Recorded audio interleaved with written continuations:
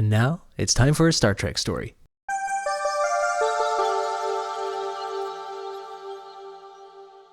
There's often this phrase around where it's like a day in the life of someone. That's like a kind of story or whatever, or day-to-day life.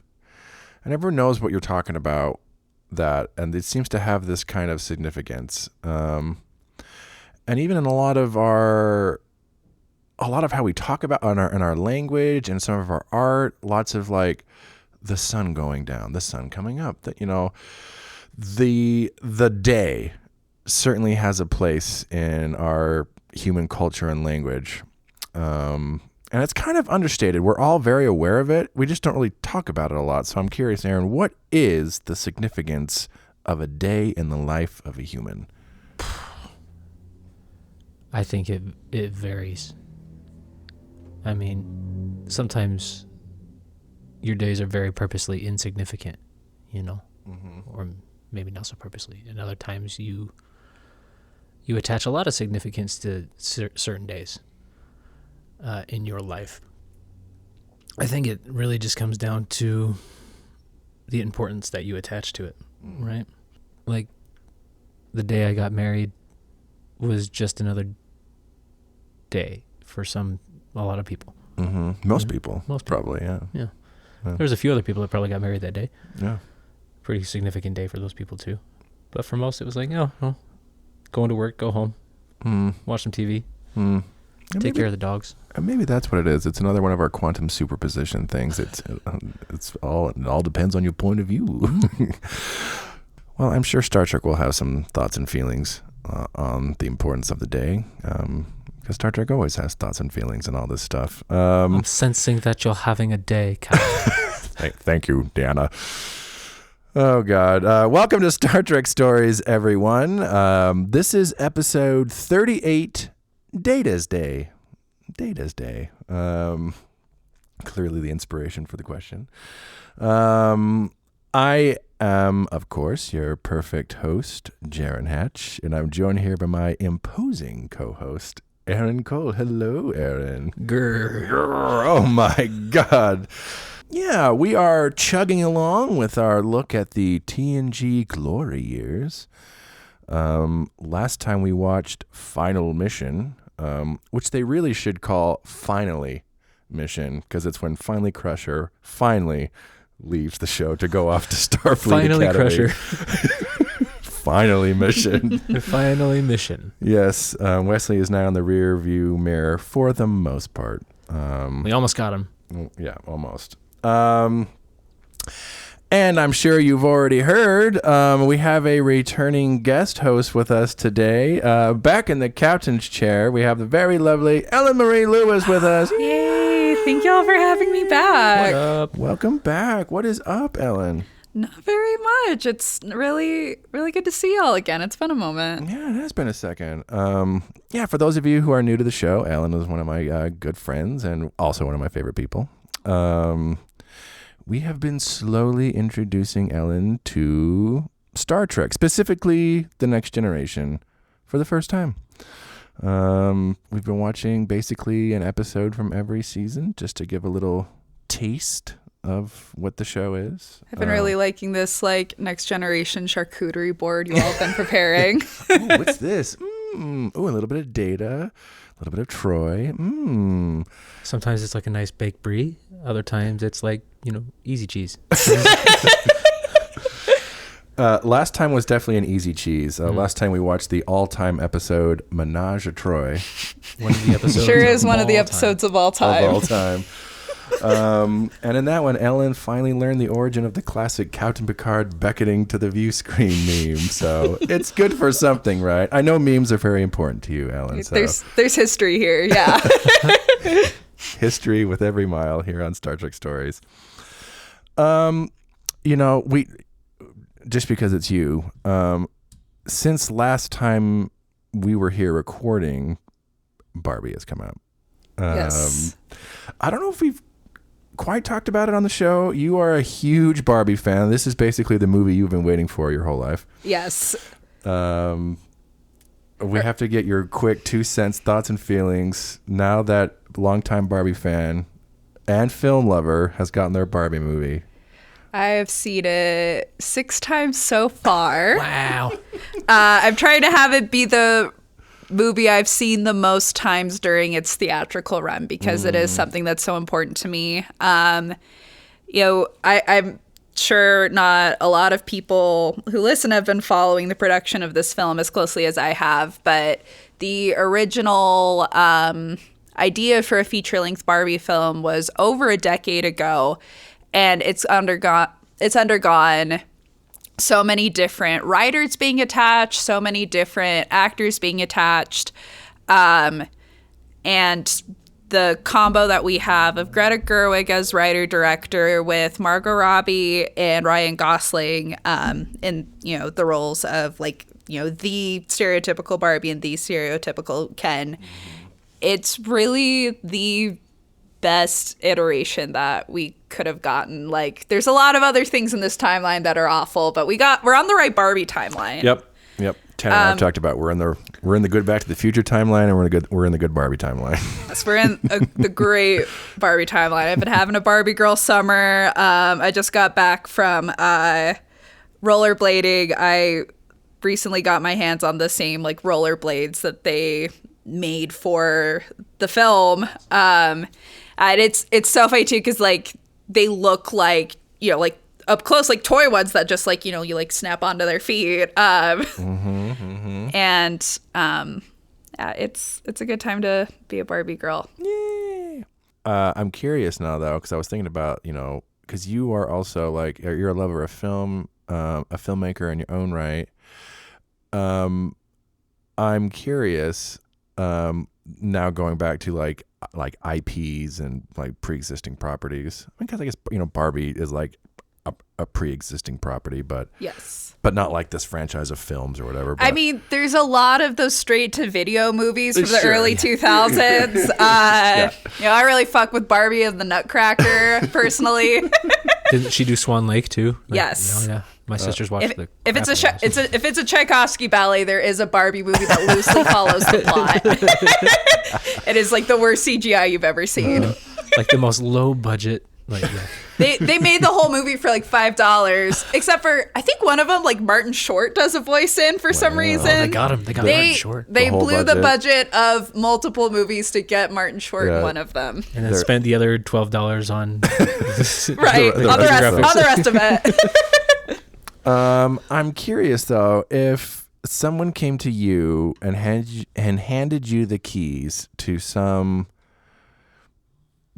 giant franchise or IP, or you could adapt a book or a novel. If someone just gave you the keys of the kingdom to something to adapt or whatever, I mean, Barbie's now happened, but is there something you would be I want to do this? Honestly, I've thought of this. There was when Gloria Steinem first started writing, there was a piece that she wrote for a magazine where she went undercover at one of the Playboy clubs and got a job as a Playboy bunny and wrote about all of the workers' rights exploitations that were happening inside of the club. The girls who were working in the clubs were making no money. They were basically in charge financially of their uniforms, of their getting their hair and makeup done the day that they came into work. Just basically lost a lot of money. Security at the time was not very good about, they'd be customers aren't allowed to touch you or your uniform, but tons of them were getting their cottontails tweaked by people. And when they'd express, concern to supervisor being hey, this isn't supposed to happen, it would get really brushed off. And they made some really significant changes in that workplace after that piece came out, and it's a really good read also. I've seen it in films about Gloria Steinem, kind of, sort of be touched on a little bit, but she's just had so much happen in her life that there's not a lot of hyper focus on even one event. I think there was a TV movie based on the piece in the 80s, but it's been long enough that I think bringing a new perspective to it would be pretty cool. But there's also a drunk history episode about it that's pretty awesome with Abby Jacobson from Broad City. But I think that's probably what I'd want to adapt. And I mean, with like Oppenheimer being part of this discussion, it could be something that really happened, right? Yeah, of course. Cool. Yeah, of course. I like that. It's a good answer. Very interesting. What about you all? Fuck, it's a big question. I'm like, oh no, I don't have an answer yet. I mean, it would easily be Star Trek. If someone gave me the keys to something, I'm like, just give me Star Trek. I will show you how to do good Star Trek. I'll do one good Star Trek show and then I'll leave. The concept is so specific and so broad. It's like, it's just about people going to explore space and then also discovering themselves on that. I'm like, you could, in theory, do that idea forever and never run out of stuff. You know, it's just this endless possibility kind of a thing. I think that's why for me it works. There's both like them going out and seeing all the crazy stuff that's out there and then just, you know, then also just the day-to-day life on the ship and like just day to day, You brought it day back. to day. day to day. Mind explosion. But It was all planned, folks. I don't know. Any more thoughts on like what do you think this like the significance of like the day in the life, or why is the day such a, I don't know, thing for humans, but also kind of an unspoken thing. another thing I think about also is that like that old jazz standard, what a difference a day makes. That, you know, you might be having a really horrible day, but just by, you know, waking up the next morning, like you have like, you know, like an instant fresh slate to start over, or just a lot can change in one day. Like, or, you know, if not a lot's happening in one day, you know, another day might just end up being completely different. There's, you know, it's, you know, in the grand scheme of your life, like such like a small period of time, but, you know, like I said, like every single day, it's like, you know, like a fresh start, like something different can happen. The kind of like the potential of the day, whether or not the day actually turns out to be anything, but there's always like a potential. Every day could be something because of that fresh start. Interesting. Well, yes, of course. We are watching Data's Day today. This premiered January 7th, 1991. This is the 11th episode produced for the 4th season, and so this will be Ellen's little taste of season 4. And yes, this is another slice of life episode, which we've kind of done before, but in this one we're specifically honing in on one character's perspective, and in this case, everyone's favorite android, Mr. Data. That's definitely going to be the big thing we look at in this one, just Data and how he sees the world. And I guess also just how similar or different that is to how we see the world, because he's always on his little journey to become more human. So I guess we can also do some compare and contrast. And then I guess the other thing with this one is that this episode is fairly unique in its format. I don't think there's really another episode like this in the franchise. So that'll be fun to watch too. I always like when we get those. There's a lot of the formulaic ones, and there's a lot of like the really singular that we'll never see like an episode like that again. We just got like that musical episode of Strange New Worlds. Yep. I don't think we're getting another one of those anytime soon. Part 2 next season. Yeah, oh God. Yeah, okay. So for those of you at home listening, this is your invitation to watch along with us. Star Trek The Next Generation is streaming on Paramount Plus. You can find it by bringing up Season 4, Episode 11, and we will be back after we watch Data's Day.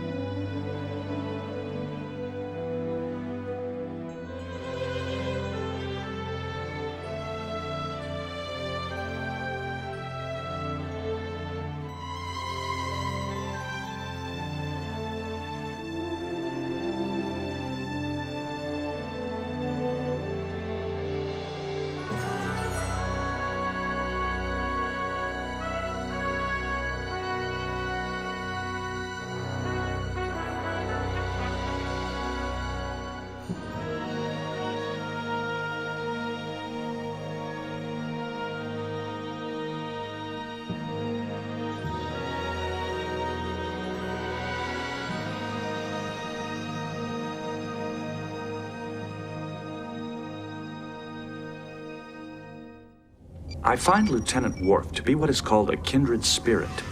We were both orphans rescued by Starfleet officers. In many ways, we are both still outsiders in human society. Are you here to find a wedding gift? Yes. I would appreciate your help in selecting an appropriate item. Of course. I have attended human weddings before. Hold. This is a traditional gift. Yes, my adoptive parents often give these things at family weddings. A human custom. Hold. It is my understanding that the item selected should reflect the personality of whoever is giving it. This does not remind me of you. Have you ever been an actual participant in a human wedding? No. You would not consider it to be an honor? An honor, perhaps. But human bonding rituals often involve a great deal of talking and dancing and crying. Dancing?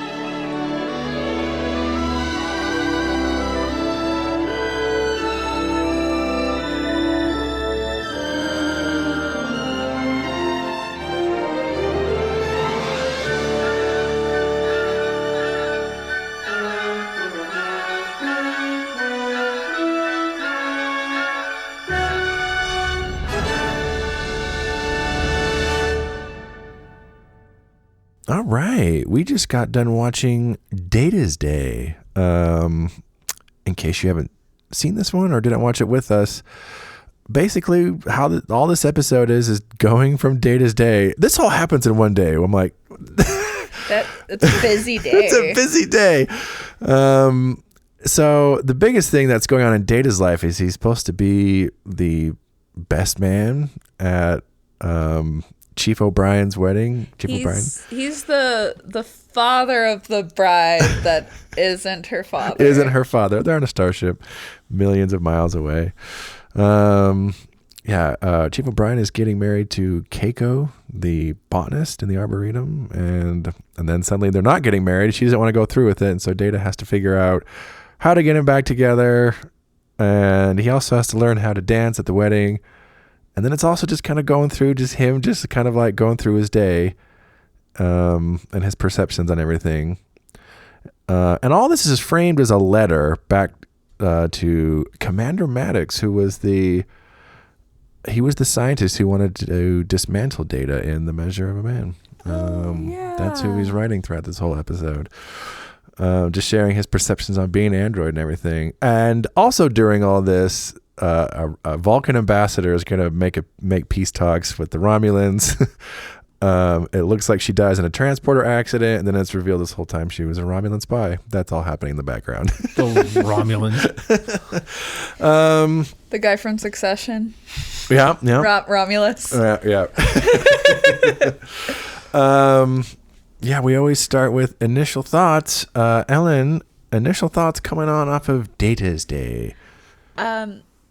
I think it's really fun with Star Trek to see kind of like really typical like TV and sitcom tropes through kind of that lens. And, you know, as a big TV enjoyer, like I feel like the wedding episode is such a big of course thing in so many shows. So to kind of see it through not just like, you know, the Next Generation lens, but specifically through Data's lens as an android and, you know, learning about like kind of the customs and traditions and like the human emotion behind like such a major event, I think was a really fun take on these tropes. Yeah, that's interesting. You can almost like on a meta level, there's like going through like the day-to-day life, but then there's a day in the life of a TV character, but it's like, yeah, it's like a TV day. Yeah, there's a wedding, there's this. Also some big, you know, plot is also happening in the background. It's a day in the life of a TV day. Can't just have any old day. No. That's not Stay to stay, baby. right. And that is kind of fun. Like, yeah, it does actually. I hadn't thought about it from that lens, but it does kind of also kind of shine a lens on. You should hear the motorcyclists that come over here sometime. They're awful. Oh my goodness, yeah. Just Rather too. revving and roaring. Ugh. Yeah, but like just casting, not just looking at like what it's like for how an android might look at day-to-day life. It's also Star Trek kind of doing its thing on like, yeah, TV, TV life. Yeah. Aaron, initial thoughts on Data's day? Yeah, I was going to say pretty significant day for day to day. There were little moments of like more casual, like, oh, one might learn to dance, or, you know, something like that. Finding a gift for somebody at the replicator. You know, Yeah. That's a pretty day-to-day thing. That was a great little scene between Data and Worf. I really like been the to a wedding? perspective about like gifts reflecting your personality, Yeah, and that he is not like a little glass swan candy dish. that does not remind. Yeah. Though that certainly would, from that point on, remind them of Worf. Like, remember when Worf gave us that little glass swan? What are you just talking about? Those glasses? My parents give these things every wedding. Does his species not drink liquids? I know. Like these glasses, Worf. It was very like Little Mermaid coded. Like when like she finds the fork. Oh, What Yeah. Like this thing. The dingle hopper. that's right. The dingo. I haven't seen that in so long. Yeah, that is a good little scene, and lots of good little moments like that throughout the episode, where Data just stumbles upon one person and has like a little thing with them. I also love. I mean, also speaking to kind of like Star Trek doing its version of like day-to-day life. Yeah, just the idea. It's like you never had thought about where do they get their stuff. Like, oh yeah, they just have like a little replicator place where it's like the store, but like the Star Trek store on the ship where you can just you just like doing your little like on-screen catalog of just stuff, and then I want that. Awesome. Setting up your quarters and whatever while you're on the Enterprise. Proto online shopping. Yep. Or of the future, I guess. Of the future, yeah. The future. God, wouldn't that be so nice? I mean, when we were watching, we also commented on how nice it would be to just have, because this is the first time we see Data's cat, Spot, in this episode, and we just see him create like perfect cat food instantly, and the cat's super happy. It's like, wow, underrated Star Trek technology, like instant perfect pet food. That's a perfect day-to-day moment. Yeah. Feeding the pets. Feeding the pets. I think this one is really fun. It is fun to just kind of see just how Data might see some of the things. And it's, you know, and I guess speaking to like the whole day-to-day data. Day-to-day. It's all based on the blockchain. It's complicated. It's interesting how they I can see why they would only I wouldn't want to see this for every character. I think it's specifically interesting because it's Data. And how Data would see things. I guess they had been thinking about doing something like this for a while, but they weren't sure who the point of view character would be. I'm like, oh my, it almost seems obvious that it would have to be Data. But I guess they consider like maybe it should all be from Captain Picard's day, or maybe it should be the the ship, the Enterprise's perspective on everything. I'm like, I don't know how he'd pull that off, but that could have been interesting. But Data seems obvious to me, and it's interesting how they kind of tied in with. It's not, there's a lot of like day in the life kind of stories out there, but his is tied in with like, what does it mean to be human, and how he's going in these little kind of having these little social interactions, meeting people, and for him and for those of us, we're just kind of like, sure, that's just kind of whatever. But then Data's like, this is the most incredible, I don't know what to make of this kind of a thing. And like somehow this is what it is to be human. It's kind of interesting. Totally. If you think about it, just it's the mundane day-to-day stuff that where he kind of figures out, he's trying to figure out how to be human. What do you guys think? Does this kind of character, I don't know, peel back any layers on Data, or how do you think Data comes across in this episode? Yeah. As far as peeling back layers, you kind of see that maybe he has more glimpses of emotion than he realizes. I feel like. Mm-hmm. And that's how his character develops. Eventually he does get, spoilers, the chip. Yeah, right. The emotion chip down the road. Oh, yeah. Do. But not the chips we've been enjoying. Right. The salsa verde chip. I can now taste spicy things. You give him like a Dorito. It's like same, like similar vibes, like giving like a Victorian child like a McDonald's Sprite. Is Sprite spicy? Yes, very spicy. You would hate it. Yeah, there is a couple moments in there where he's like, when Picard orders them to change course for the neutral zone, and Data kind of has that moment. He's like, it's a good thing I don't feel emotions, because if we were otherwise being ordered to the neutral zone, I feel like that would make me really nervous. I'm like, you kind of do sound nervous. He taps his finger. He looks like he has a little anxiety there. Yeah, he's like he's distracted. It is kind of interesting. So is that him just developing his human imitation program in an effort to be more human, or is he actually a little nervous underneath? So when they give him his aging chip. Yeah. The aging program. Counselor, I thought about marrying, but I won't age. Mm-hmm. What do you say? Those lines on your forehead say differently, Data. I'm sensing you're aging very rapidly, Data. You're aging almost at a human-like speed. Remarkable. Yeah, we have kind of talked about before a little bit, just like Data's pretty insistent that he doesn't have emotions, but there have been times where he has little moments where like, is that a smile right there at the end? What was that? Like, are you sure you don't? And then maybe he just isn't aware that he does, and that's what he's feeling, or he just hasn't like figured them out yet. I don't know. It is.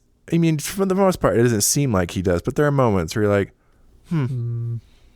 something there. He talks about, Geordi is his best friend. I'm like, there's got to be something there if you're going to call someone your best friend. I considered Worf a kindred spirit, right? Yeah.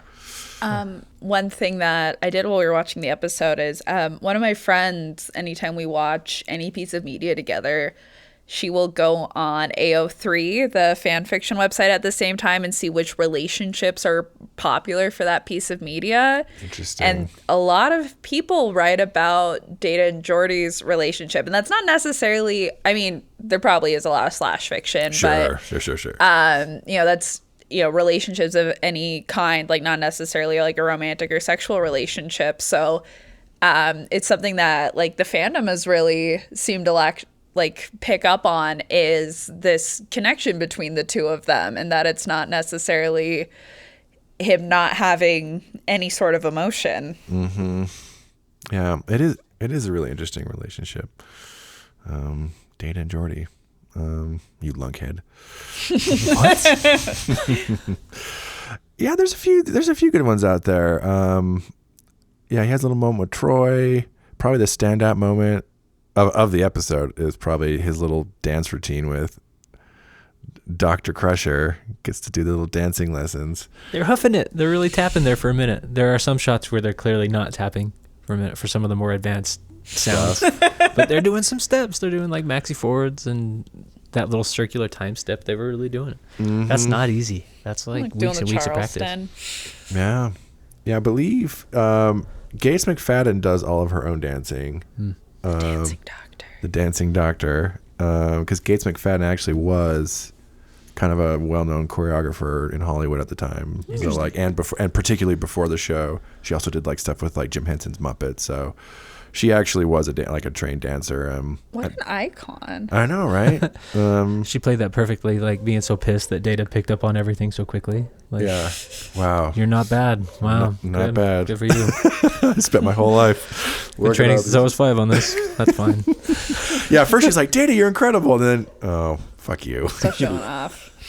Learned it all in a day. Brent Spiner does a lot of his own dancing, but I think particularly from the overhead shots and a couple of other shots that you can tell they get a dance double because there's some pretty advanced dance routine steps in there. He's like, I'm not that good. So just the really basic stuff.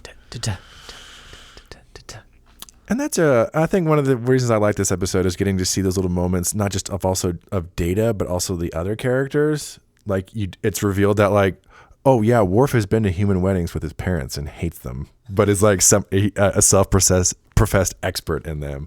Crusher apparently is also an incredible dancer. She doesn't want to be known as the dancing doctor again. Again. It's happened before. Yeah, what a terrible, what a terrible traumatic thing, the dancing doctor. They didn't know how social media worked back then. That shit Right. would stick with you forever, Doctor. I'm sorry. Oh, I thought you were gonna say, shoot, that would be like something to really help her like blow up on like TikTok or something. Right? This is how I got my spot on the Enterprise. The dancing doctor. I also love, because there's a couple scenes Data has with Keiko, the botanist who's getting married to Chief O'Brien. And I love how it's like, yeah, you're the father of the bride. It's like, we're friends, right? And I was like, you've never been on the show before. I always love when shows do that, because it's like you see Data with all the characters you love and know, and then it's like there's other character that he actually has a plot line with.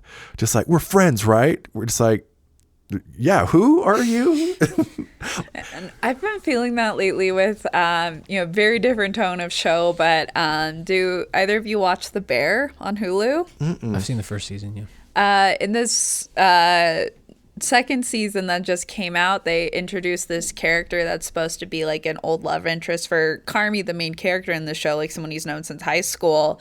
But just like the way that they introduce the character is just so clunky, where it's like, oh yeah, like you all know who Claire is, right? I'm like, I have no idea who the fuck Claire is. Like, Cousin, Claire, your ex-girlfriend. Claire, yeah.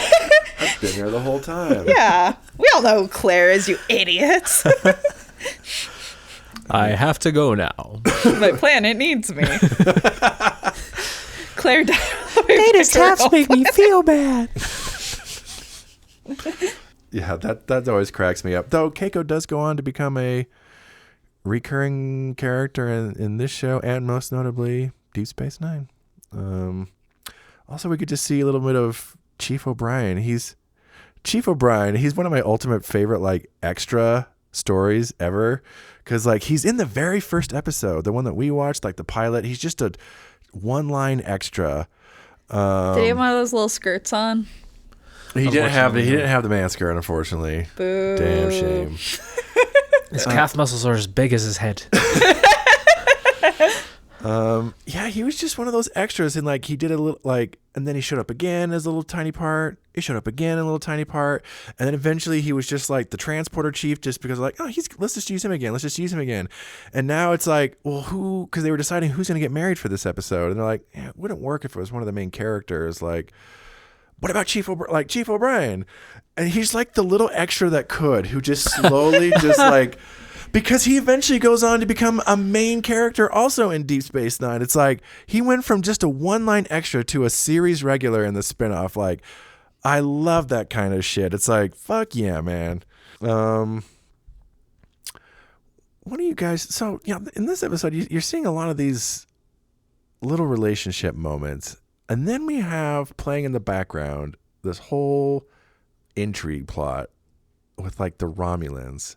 It's almost like there's a regular Star Trek episode happening, but like they're choosing to focus on like just the mundane stuff, and then like that main Star Trek plot you would see every week's kind of happening in the background. What do you guys think? Does that kind of Romulan B plot add a lot to the episode? Does it just like does it detract from it? What do you guys think about that whole aspect? Well, you gotta keep work at work, right? Like if you're doing it from like a character's perspective, it's like, oh, like, you know, there's all this intrigue with the Romulans, but that's like my 9 to 5. Like I can put this away after 5 p.m. Like I got a wedding to get to. Which is very human. Yeah. Mr. Wolf, fire to... Oh, I'm sorry. That's it, everyone. Shields down. I'm going to the wedding. Let's go. That's just my 9 to 5. That's almost how it plays, though. It's like... Because usually when you're watching the episodes, it's like this... I mean, it's dramatic when it's happening. But it's almost just like, oh, yeah, here's just another crazy thing with the Romulans. Oh, thank God that's over with. To the wedding, everyone! Yay! I mean, like, it definitely doesn't have as much dramatic resonance just having it in the background. Like, I kind of forgot it was happening. But then I also think about, you know, like, this is... their job like day to day, and just kind of our relationship to like our own jobs, where it's something that's important to your life, but it's not the only thing happening in your life. Yeah. What do you think, Aaron? Do you think it like adds, detracts?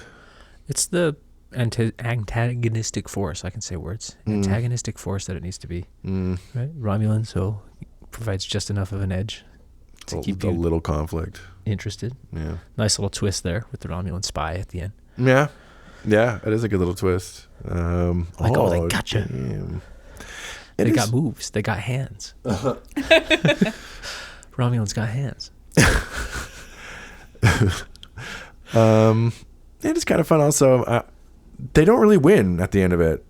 Riker has that incredible, sometimes you get the bear and sometimes the bear gets you. Where did you come from? Oh my God, Jesus, we were standing there the whole time. Whoa. Yeah, you don't really get to see that, so maybe I guess having it in the background lets them. It's like, and they don't win this time. It's just like, oh yeah, it almost implies that like this kind of crap is going on all the time. We're just seeing the highlight reel usually. There was that nice moment when they really thought they lost the Vulcan minister, whatever she was pretending to be, where Picard was like, fuck. That was about the highlight of that plot line, and then it faded into the background. Yeah, and then it kind of goes away again. But the wedding continued. And then, and what a dress! What a dress! Oh. I loved the dress. Maybe that's a disappointing aspect, because it was like because there's like, oh yeah, I'm getting married, and you were like, wait, what? And then even Data was like, I'm confused. And then it's like you never actually see like, oh, they're just getting married again. It's all good and fine. Just a little cold. It was cold feet, you know. I mean, you know, maybe that does work, because even Troy says, just let him take care of it. It's not for you to solve. So that's kind of also interesting. But I mean, even later into DS9, it's like, is Keiko happy? Oh yeah, is she happy in this that show? Yeah, Keiko and O'Brien become like Star Trek's go-to married couple, because they show up. They're on Deep Space Nine, and the show does spend a lot of time on their like domestic life, and they eventually have kids, but they are always in little scuffs with each other. Oh yeah, you watch this episode, it's like, oh, if only you two knew. If only you two knew. You want one little moment I like in this. This is my little unsung moment of the episode. And it didn't even need to be there. It's just a really quick moment. Because if there's like a D or E or F plot in this, they just mention like, oh yeah, one of the crew members is having a baby. And at one point you see her getting scanned in the background. But then there's that one scene at the end after the wedding where Picard, still like in his wedding like dress uniform, he's like in the nursery. And there's like the little baby there, and he's just having this little quiet moment with the baby, and he has that little moment with Data. It's like, you know, Data, like, can you imagine like there's this big crazy thing with the Romulans happening, you know, like, And right here, during all that, this tiny little miracle was happening. Welcome aboard. It's a cute little moment. He's always so stern and professional, and to have a little moment like that where he's just kind of in there with that little kid, just the tiny little infant. Welcome to my little enterprise. How old is that baby now? Oh my God. They would be, I mean, we're assuming that baby is like born in 1990, so they would be 23. I don't think that's when 1990. Oh my God, 33. 33. Not 23. What year is it? 1990. That was like 20 years ago, right? Yeah. No, you feel like it's 30 years ago. The 90s were 10 years ago. I don't know if you knew this. Last decade, bro. We just got past It's still them. little. It's the new bell just millennium. You're on your way to summer vacation. The 90s will perpetually be last decade. Yes. The 2000s is still continuing into 2023. Yeah, wow, that is wild to think about. My God, like 33-year-old person, that little boy. Gosh, just imagine having like baby photos of you on the set of The Next Generation, next to Patrick Stewart. I was on Star Trek? It's like the pictures of Francis Bean Cobain being held by RuPaul in full drag. It's up there with that for sure, of iconic baby photos to have. I wonder if, though, it would be a situation where the little kid, like their parents just showed everyone nonstop that their little baby was on Star Trek, and they were constantly growing up. Oh, have you seen his Star Trek baby photo? He's like, Mom, you don't have to show him the Star Trek baby photo. And so now is like just completely jaded. I'd never watched Star Trek. He's like, fuck it. I mean, like, He's kind of blocked it from his memory. I could see that either that happening or embracing it, because they just, like, I don't know, like just less than 10 years ago, like that movie American Sniper, where they just like had like this like baby, like American Girl baby doll, like in all the baby scenes, because they just like couldn't find a baby in time or something, because there's like a world baby shortage or something. Shortage of babies in Hollywood. They were on Like strike at the time. one of the last real babies to be on screen.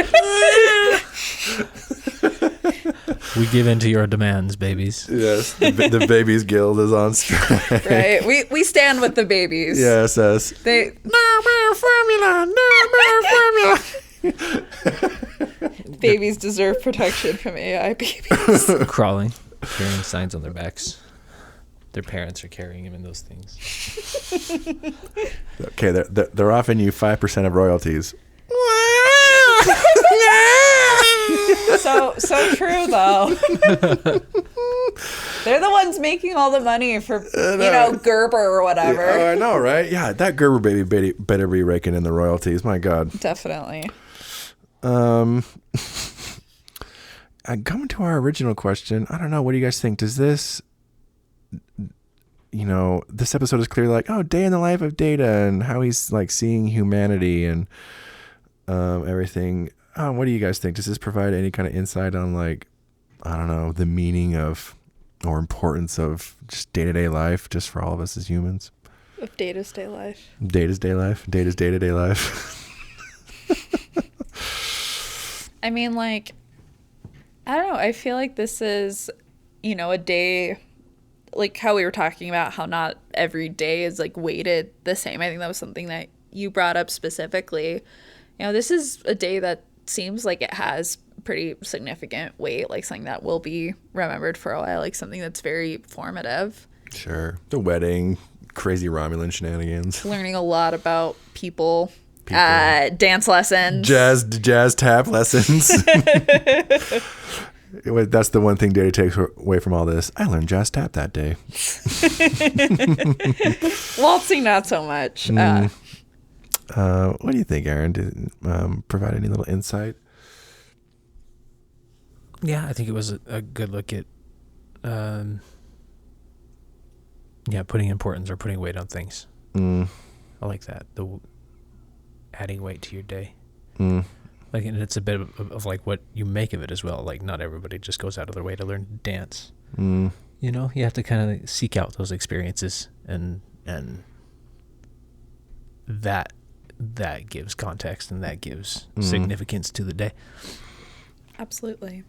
You know, here's a thought. I wonder if, you know, because our memory is faulty. So when we're looking back on days past, like it's the ones that are going to stand out, or something, or some event in that day.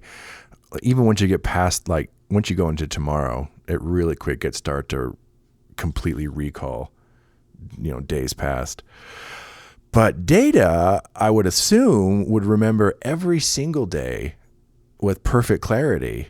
I wonder how that would change, like, your relationship with, like, I wonder if every day for him is actually equally, like, important. Like, just because, like, each day is just so crystal clear in his mind. I wonder if it's that, you know, they're all crystal clear in his mind, but some of them have weightier milestones and accomplishments that might be more highlighted. Like, it's not necessarily like, you know, I don't remember every single day of my life vividly. Sure. But even if I did, there are definitely days and events that would be, or personal achievements that would be larger standouts within just even like looking at all of them with like extreme clarity. Yeah, it's kind of interesting to think about. Would be interesting if you could remember every day with perfect clarity. I think my biggest takeaway from this is, and it seems to be what the episode kind of leads into, is the social interactions. Just those little like moments you have with people throughout the day is kind of like, that's really the kind of the like really where like the living moments come. It's not even just like, they're not literally spending every second watching Data, you know, do maintenance on himself for an hour and blah blah blah. It's like Is that what he calls it? Yeah. Doing maintenance. It helps him go into sleep mode better. Downloading updates. Dr. Crusher also taught me this as well. She was getting really close to him at certain points. She's got some very advanced techniques. She was just happy to have a dance partner. I could see it. You want to go dance? So that's a no. No.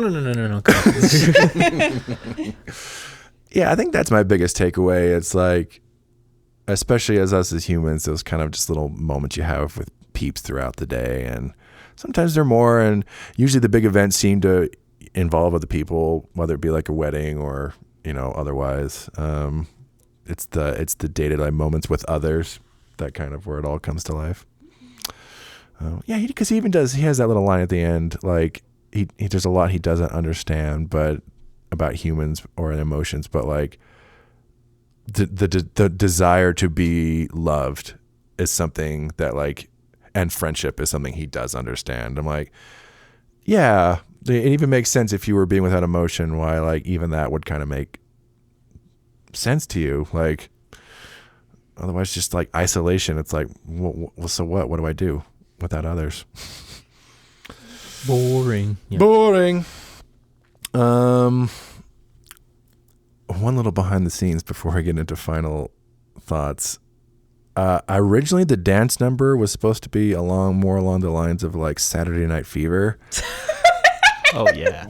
With Data full on in like the white suit that John Travolta's wearing or whatever, and but they're like, there's no way we can do this, but it was going to be a full on disco number. I'm like, wow. Were they going to license out that disco version of Beethoven's Fifth? Oh my god, the action figure would have sold like hotcakes. Disco Data. I would buy that action figure. Yeah. That'd be dope. Disco Data Ken. We might be living in the best Barbie timeline. We are not living in the best Data's Day timeline.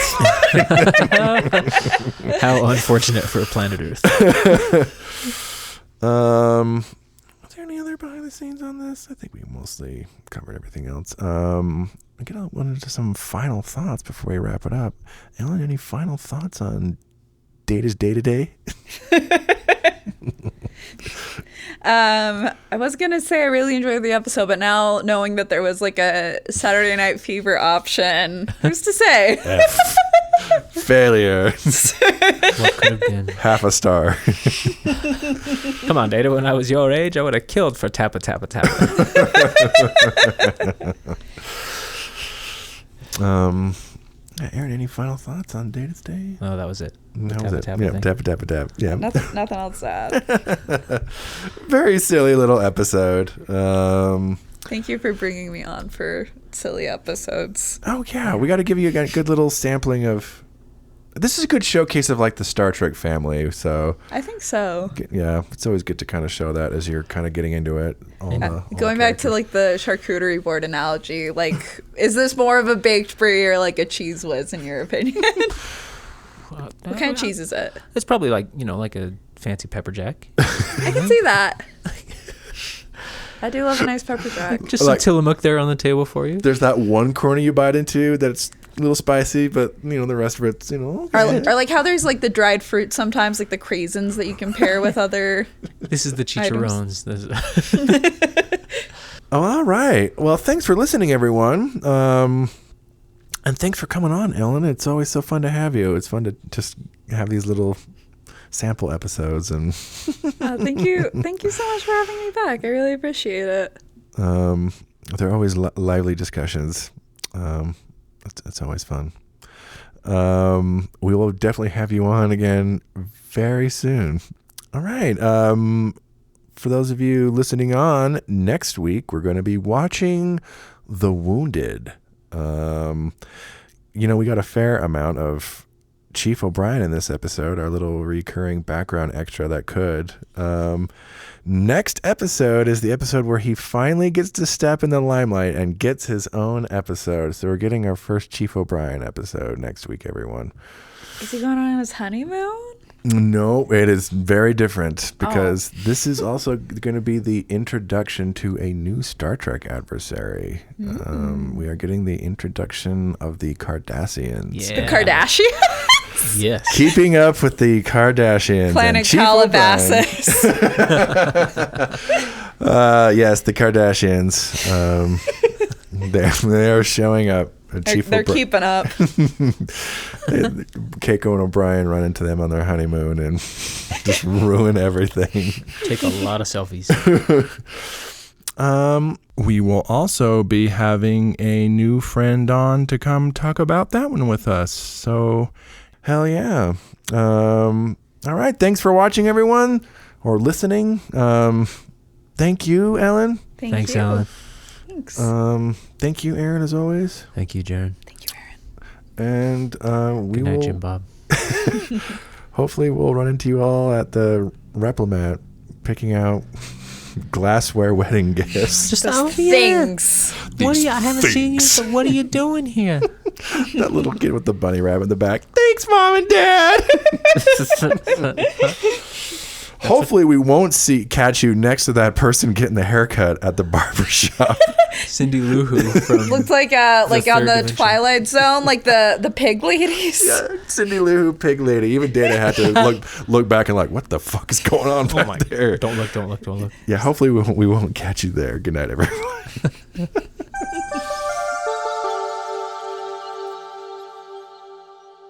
Thanks for listening. If you'd like to share us your own Star Trek story, you can email us at storiedstartrek@gmail.com, or you can visit our Discord server. You can find us by clicking on the link in the show description.